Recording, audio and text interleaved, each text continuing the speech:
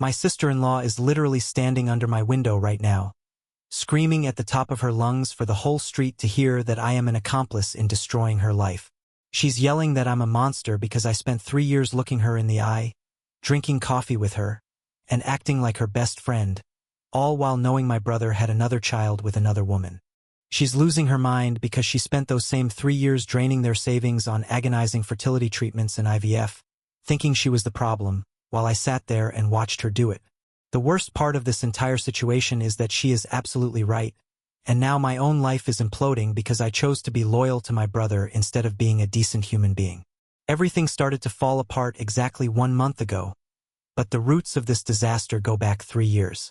My older brother, David, was always the one I looked up to. We grew up in the suburbs of Chicago, raised by hardworking parents who hammered one thing into our heads. Family is the only thing that matters, and you never, ever betray your own blood. David married Sarah 8 years ago, and for a long time they were the gold standard for what a couple should be. Sarah is the kind of person who makes everyone around her feel seen. She never missed a birthday. She brought over home-cooked meals every time we had a family gathering, and she was always the first person to offer a hand whenever any of us hit a rough patch. 3 years ago, David called me to a bar and, after several drinks, confessed that he had an affair with a woman named Elena during a business trip. It was supposed to be a one-time thing, but it resulted in a pregnancy. Elena didn't want to blow up his marriage. She just wanted him to provide for the child. So David started paying her.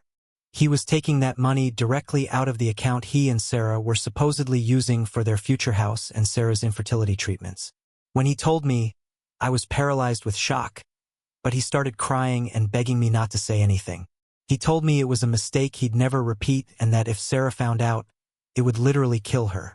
Thinking about what our parents said about family loyalty, I gave him my word that his secret was safe with me. Over this past month, I've watched the situation spiral into total chaos. It began when Sarah accidentally stumbled upon some weird, recurring transfers in David's bank statements that he had tried to hide. She didn't immediately jump to the conclusion that he was cheating. She actually thought he might have a gambling problem or was in some kind of debt. She came to my house, sat at my kitchen table, and cried for 2 hours, asking if I knew what was going on with her husband. She told me she felt him pulling away and that she blamed herself for the distance, thinking it was because she couldn't give him a child. I sat right across from her, nodding and pouring her tea, lying straight to her face. I told her David was probably just stressed with work and that she was overthinking things. I didn't sleep at all that night. I just laid there staring at the ceiling, thinking about how my entire existence had become a performance of lies. I had to watch Sarah go through another round of hormone therapy, seeing her body and mind get absolutely wrecked by the process, knowing all the while that my brother was driving to the next state twice a month to visit his 3-year-old son. David became a total paranoid wreck during this time. He was calling me constantly, checking to make sure I hadn't slipped up, and reminding me that I was his brother and I had to stay on his side. But seeing Sarah turn into a ghost of her former self because of the guilt she felt for being inadequate was becoming more than I could handle. 2 weeks ago, things took a darker turn. Elena decided that the anonymous monthly transfers weren't enough anymore. She told David she wanted him to officially sign the birth certificate because the boy was getting ready for preschool and she needed the paperwork in order. David was in a full-blown panic. He showed up at my place in the middle of the night, smelling like cheap bourbon, talking about how we needed to figure out a scheme to explain where the money was going or how to get Elena to stay quiet. That was the moment I realized what I had actually done. I wasn't just keeping a secret. I was a fundamental part of the systematic psychological torture of a woman I considered a sister. Last Monday, Sarah called me.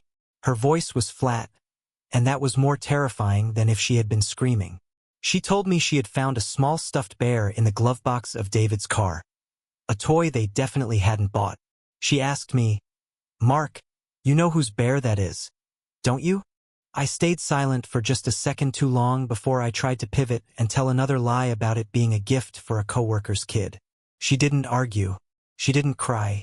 She just hung up the phone. In that moment of silence, I knew the clock had run out. I knew that within days the world we lived in would be gone. I sat there in the dark and finally admitted to myself that I hadn't just betrayed Sarah. I had betrayed my own soul by letting my brother weaponize my sense of family duty against an innocent person. The silence that followed Sarah hanging up the phone was the loudest thing I've ever heard in my life. I sat there in my living room for 3 hours, just watching the city lights of the Chicago suburbs flicker, waiting for the world to end. I expected a call from David, a scream from Sarah, or maybe even the police, but nothing happened. That's the thing about real life, it doesn't always explode with a bang. Sometimes it just rots from the inside out until the structure can't hold the weight anymore. The next morning, David was at my front door before I even had my coffee. He looked like he hadn't slept in a week. His hair was a mess, his shirt was wrinkled, and he smelled like stale cigarettes and desperation. He didn't even say hello. He just pushed past me into the kitchen and started pacing like a caged animal, demanding to know exactly what I said to Sarah when she called me about the bear. I told him the truth, that I hesitated, and that my hesitation was basically a confession. David lost it. He didn't hit me, but he slammed his fist onto my kitchen counter so hard that a plate jumped and shattered on the floor. He started yelling that I was supposed to be the one person he could count on, that he was doing all of this to protect Sarah from the truth, and that my weakness was going to destroy their marriage. It was the first time I really saw my brother for who he had become. He wasn't the guy who taught me how to throw a baseball anymore. He was a manipulative stranger who was using my guilt to keep his own lies afloat. He sat me down and told me that Sarah had been acting strange. Too quiet, too efficient. She was still making him breakfast, still asking about his day. But she wasn't looking at him. He was convinced that if we just tightened up the story, we could convince her that the toy was for a charity drive at my office. He was asking me to lie again, deeper this time, to cover the hole he'd dug. The emotional toll this was taking on me was becoming physical. I felt a constant, dull ache in my chest, and my hands wouldn't stop shaking. I went to visit my parents that weekend, and Sarah was there. She was helping my mom in the garden, laughing at some joke my dad made, and for a second, I thought maybe I had imagined the whole phone call. But then she caught my eye. It was only for a split second, but the look she gave me was so cold, so full of calculated observation, that I had to turn away. She wasn't the victim anymore. She was a hunter, and she was just waiting for one of us to make a mistake. My parents kept talking about how they couldn't wait for David and Sarah to finally have a kid, how it was only a matter of time. And I had to sit there and eat my mother's pot roast while knowing that David's son was probably playing with blocks just 20 miles away. Felt like I was swallowing glass. Midway through that week, the financial aspect of the lie started to cave in. David called me, sounding completely broken. He told me that Elena was threatening to show up at his house if he didn't give her an extra $5,000 for some medical bills for the boy. Sarah had locked down their joint savings account because she claimed she wanted to reevaluate their budget for more IVF treatments. So David couldn't touch the money without her seeing it. He asked me for the money. He didn't even ask. He basically demanded it, saying that since I was the one who fumbled the toy situation, it was my responsibility to help him keep Elena quiet. I realized then that David didn't just want me to keep his secret. He wanted me to fund it. He was weaponizing our childhood, reminding me of all the times he'd looked out for me, all the times he'd taken the blame for things I'd done when we were kids. It was a debt he was calling in, and the interest was my soul. I ended up giving him the money. I went to the bank, withdrew $5,000 in cash, money I had been saving for a down payment on my own place, and handed it to him in a brown paper bag in the parking lot of a grocery store. I felt like a criminal. As he took the bag, David didn't even say thank you. He just complained about how much of a headache Elena was being and how Sarah was suffocating him with her new obsession with their finances. I watched him drive away, and I realized I didn't recognize my brother anymore. He had spent 3 years living a double life, and it had hollowed him out until there was nothing left but self-preservation. I went home and threw up.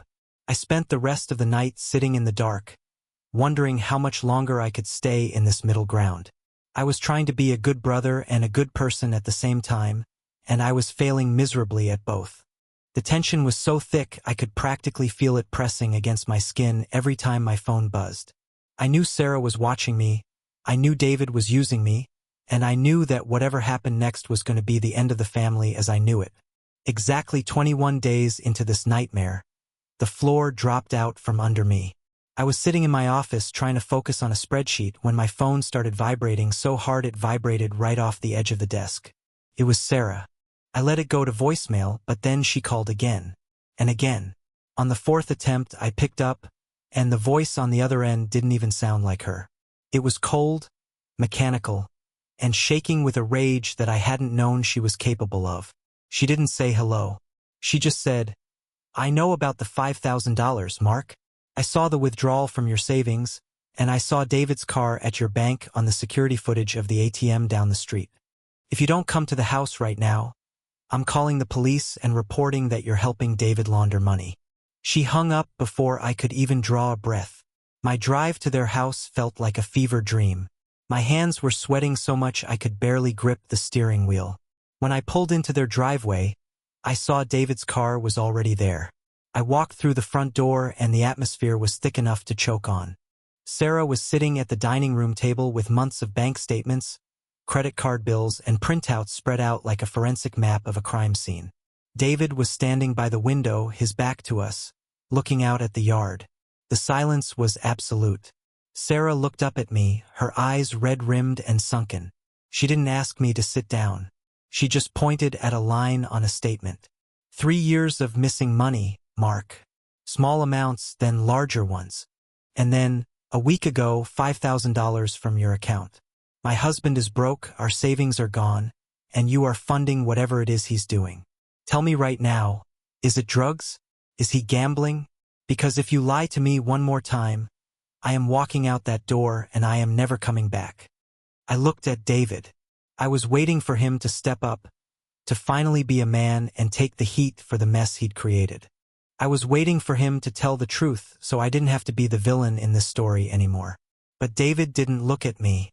He didn't even turn around. Instead, he spoke in a low, muffled voice that made my blood run cold.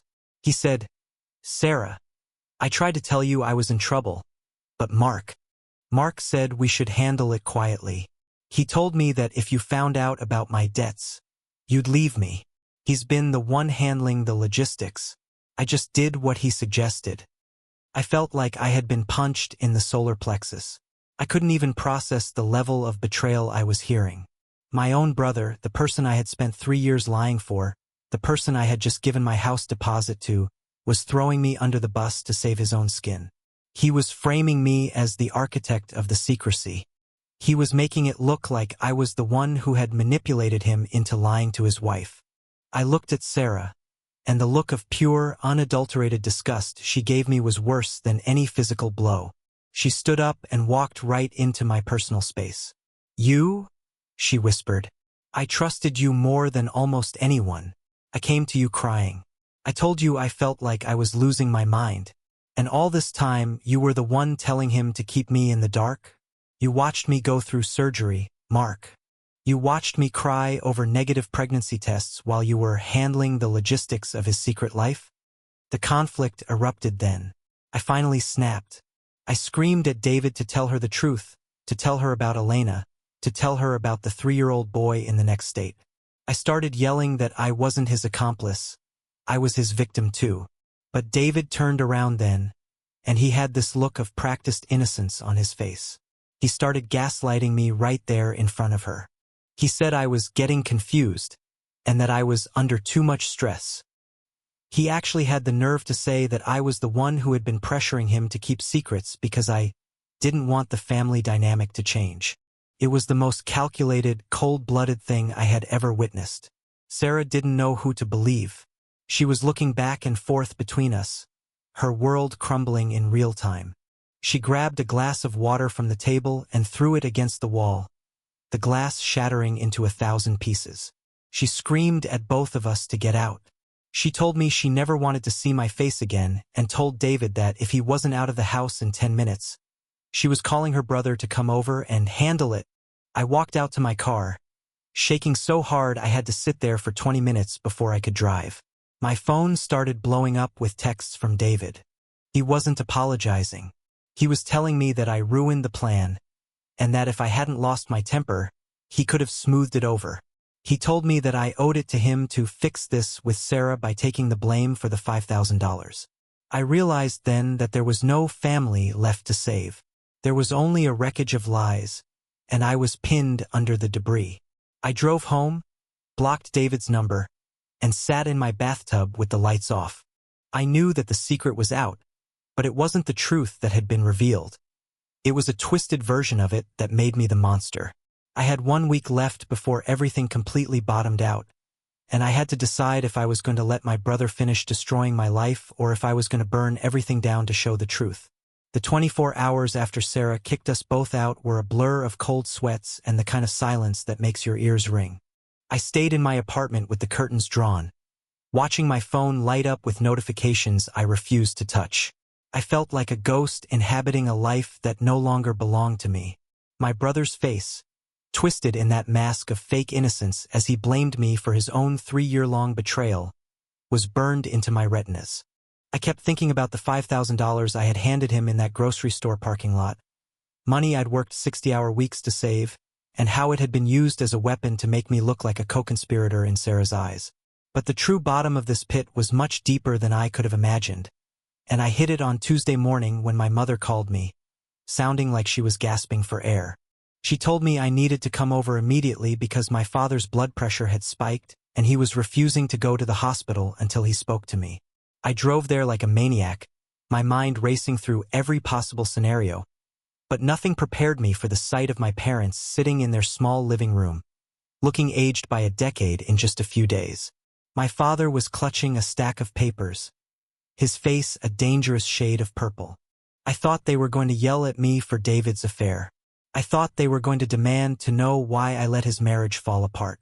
Instead, my mother looked at me with a mixture of pity and profound disappointment and asked, "Mark, why did you let your brother take the blame for your gambling debts for so long?" I stood there, paralyzed, as the world tilted on its axis. David hadn't just told Sarah that I was the one who encouraged the secrecy. He had gone to our parents months ago and told them that I was the one in trouble. He had convinced them that I had a massive gambling addiction and that he, the hero of the family, was the one draining his own savings and the house fund to keep me out of jail and away from bookies. He had systematically dismantled my reputation with the people I loved most to explain away the thousands of dollars he was actually sending to Elena. He had used my name to justify his theft. My father handed me the papers. It was a second mortgage on their house that they had taken out 2 months ago to help David pay off my final debt. My brother had stolen our parents' retirement, their only security in old age, and he had done it using my face as his mask. The moral dilemma I was suddenly facing felt like a noose tightening around my neck. If I told my parents the truth right now, that David had lied about everything, that I didn't owe a dime to anyone, and that their perfect son had spent their life savings on a secret child from an affair, I honestly thought my father's heart would give out right there on the rug. The doctor had warned us that any major stress could be fatal for him. But if I stayed silent, I was the villain who had ruined my parents' sunset years and destroyed a marriage. I was standing in the middle of their living room, looking at the photos of us as kids on the mantel, and I realized that David hadn't just made a mistake. He was a predator who viewed everyone he loved as a resource to be consumed. I didn't tell them the truth that morning. I couldn't do it. I just hung my head and let them believe I was the failure they thought I was, because the alternative felt like a death sentence for my dad. I left their house feeling like a dead man walking.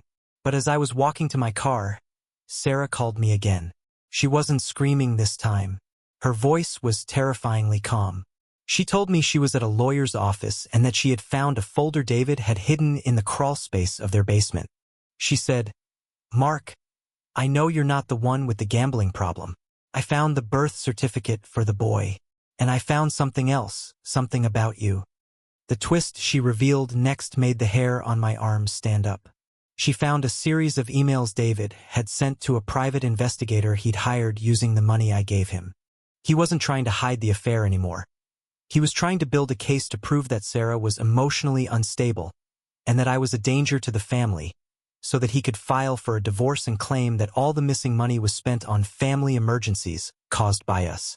He was preparing to legally erase us both from his life while keeping the house and the remaining assets. He had been planning his exit strategy for months, and he was using our own money to fund the blade he was going to twist into our backs.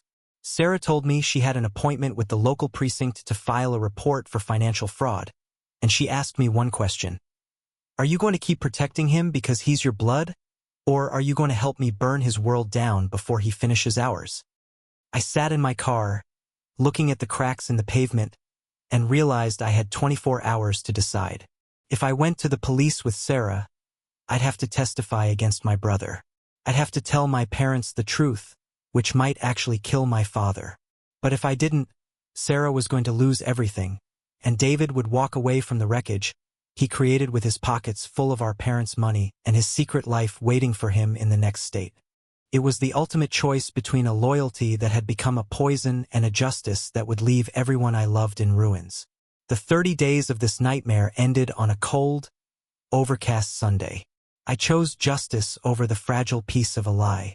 I called my parents and told them I was coming over with Sarah and that David needed to be there too. I didn't give them a choice. I told them it was about the debts and the second mortgage. When I pulled up to my childhood home, my heart was hammering against my ribs so hard I thought it would bruise. Sarah was already there, sitting in her car, clutching a manila folder like it was a shield. We didn't say much to each other. We just walked inside. David was sitting on the sofa next to my mother, looking like the golden sun, playing the part of the grieving brother who was just trying to help his addict sibling.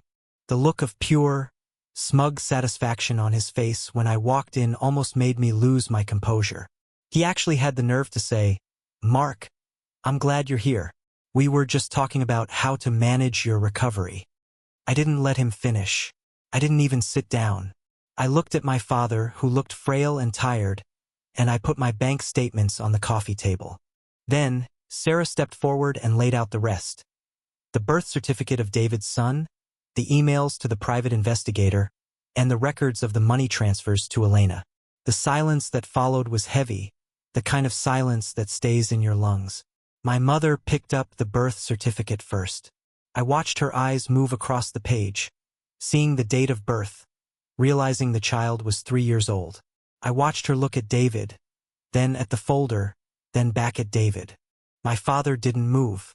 He just stared at the papers. David tried to start a new lie.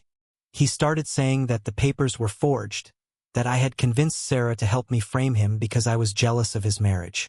He was shouting now, his face turning a blotchy red, accusing me of being a snake and a traitor. But then Sarah spoke. Her voice was quiet, but it cut through his screaming like a knife. She told my parents about the years of infertility treatments she had endured while David was paying for another woman's child with their house fund. She told them about the $5,000 I had given him, not for a gambling debt, but to keep a mistress quiet. And then she played the recording she'd made of a phone call she had with Elena that morning. Elena had confirmed everything. She didn't even know David was married. She thought he was a single guy who worked a lot. The collapse was total. My father didn't have a heart attack, but he did something worse. He stood up, walked over to David, and took the house keys out of David's hand. He didn't say a word. He just pointed to the door. David looked at me, his eyes full of a hatred I will never forget. He didn't apologize. He didn't express regret for the money or the lies. He just grabbed his jacket and walked out, slamming the door so hard the pictures on the wall rattled. That was 3 days ago. The month is over, but the wreckage is everywhere. Sarah has already filed for divorce and a restraining order. She's moving back to her parents' place in Ohio.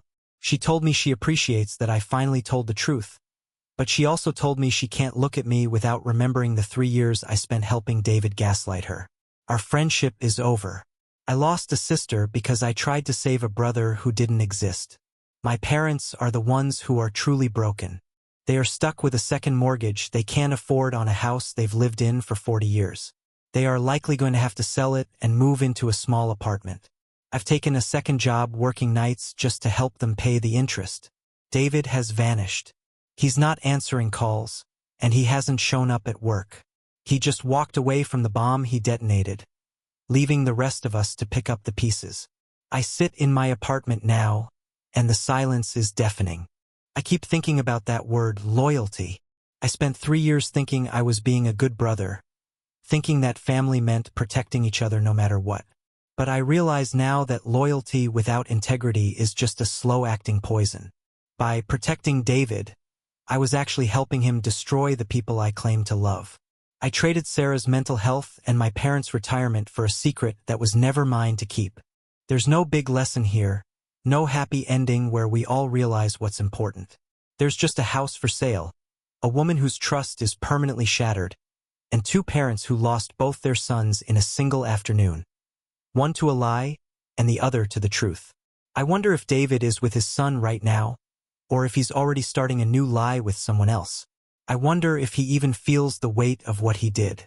As for me, I'm just trying to figure out how to live with the person I see in the mirror. I did the right thing in the end, but I did it so late that it feels like I just finished off what the lies had already started. Is it possible to ever truly fix a family once the foundation of trust has been ground into dust? Or are we all just destined to be strangers with the same last name?